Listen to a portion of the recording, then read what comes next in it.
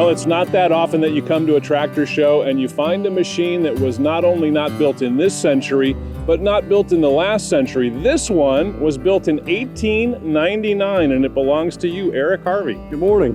Tell us a little bit about this machine right here. Well, it's built in 1899. It's a Frick steam tractor, 7.5 by 9 or 12 horsepower. We use it here on the showgrounds to power a shingle mill, lots of the smaller pieces that we run. We've owned it since 1997, 98, somewhere in that time. It's a lot of fun. So you owned it almost since it was 100 years old. Right. Yeah, we've had a lot of fun with it. In fact, in 2003, we got to take it back to the factory for the Frick Company's 150th anniversary. The Frick Company's still around? Still in existence in Waynesboro, Pennsylvania. They make ice machinery today, refrigeration machinery for large commercial applications. But they built this engine way back in the 1800s. What were some of the uses for a Frick steam engine in 1899? Agricultural was its premier, sawmills, wheat thrashers. They did pull plows, and in fact, they had a mounted plow on these small engines. There's none of that still exists, but you'll see them today at the steam shows, thrashing wheat, running sawmills, shingle mills. This size is probably the most popular size that they made. All the bigger engines, they didn't make as many as they made of this small size. This was probably something that almost would work for a farmer or a couple of farmers, right? Exactly.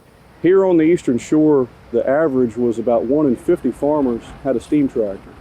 And this would have been the size that they had. This size ran sawmills very efficiently. It was just enough power, you could afford it. It was about $1,800 in 1899. And we know that because we have a catalog that has a price list in it. I'm betting there were a lot of barns that were built using a Frick engine to cut the wood. On their Frick sawmill, yes. Yeah. Yep. Yeah. Amazing. What is it that you and your wife, Pat, really appreciate about steam? Steam engines are alive. Right now, we just fired it up this morning. It's warming up, and you can hear the steam boiling inside, the water's boiling. Every steam tractor is a little bit different, just like a human being.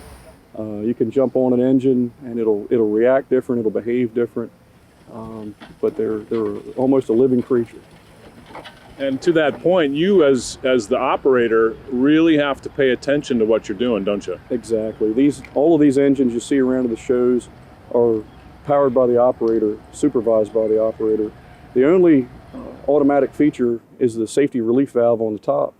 The operator has to be in charge of the water going in, the fuel going in, where you're steering it and driving it around. So the operator is very important. And you actually, as the operator, kind of have to have some training and some knowledge to be safe. Yes, I've been involved in this organization, fooling with steam engines since I was about 9. We teach steam school here at Tuckahoe, and I'll be 50 years old here in September, so we've been doing it for a number of years. Right now I have a couple apprentices learning how to run the engine. They're firing it up today, they're going to run it today, and I'm just going to supervise. So that's what it's all about, teaching the next generation. And you are actually fortunate enough to have Tuckahoe be your hometown show. You've watched it grow. I've been a part of it. My wife and I have been a part of this organization almost from the beginning. My wife was part of it from the beginning. Worked on every building, dug ditches, planted grass, planted trees, trimmed trees, raked leaves. We only live about 5 miles from here, so we're here quite a bit. So what is it about this show here at Tuckahoe that brings people back year after year? We ask that question to anybody that comes in that's new, and the recurring people. Shade, we have shade trees, friendly atmosphere. We have something for everybody. We have steam, we have hit and miss engines. There's hit and miss engines here that are older than this steam tractor.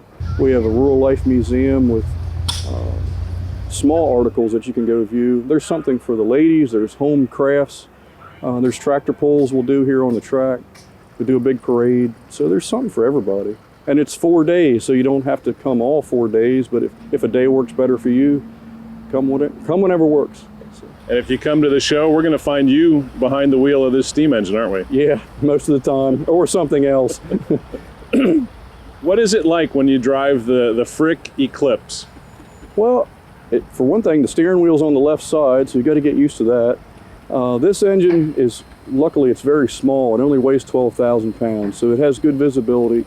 Some engines don't. But this engine is very maneuverable.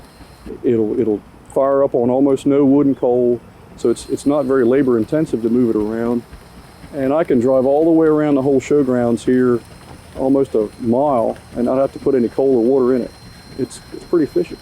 Yeah, pretty efficient. And does it, I know it's only 12 horsepower, and we have probably some garden tractors today that are stronger in terms of horsepower, but does it feel like it's a powerful machine? Yeah, when we put it on the dynamometer, it'll produce 34 horsepower.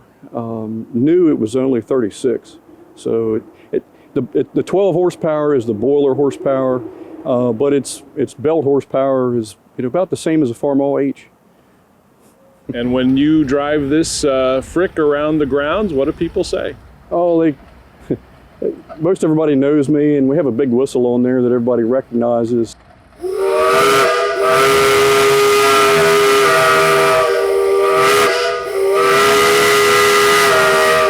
We get a lot of waves, and a lot of people come ride with us if we can and have a good time. Why is it so important for you and for the other folks here at Tuckahoe to keep kind of holding on to this agricultural history? Well, this is one of the places you can come see it and in action. You can go to the Smithsonian or a lot of museums and see some of this very same stuff as a static display. You can't touch it. Here, we can go to almost every piece on the property, fire it up and use it and demonstrate it just like it would have been used over 100 years ago. And you get to smell it, you get to see it, you can touch it and enjoy it. You get the whole atmosphere all in one visit. Yeah, it's history in motion, isn't it? History in motion, yes, exactly.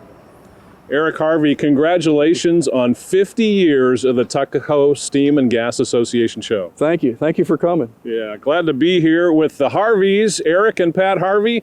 They are instrumental in Tuckahoe's organization, and everybody is having a great time here at their 50th annual show. Hey, thanks a lot for catching Classic Tractor Fever. If you like steamy tractor stories, be sure to check out these other pre-30 tractor features. And don't forget to hit the subscribe button, and we'll keep more Classic Tractor Fever stories headed your way.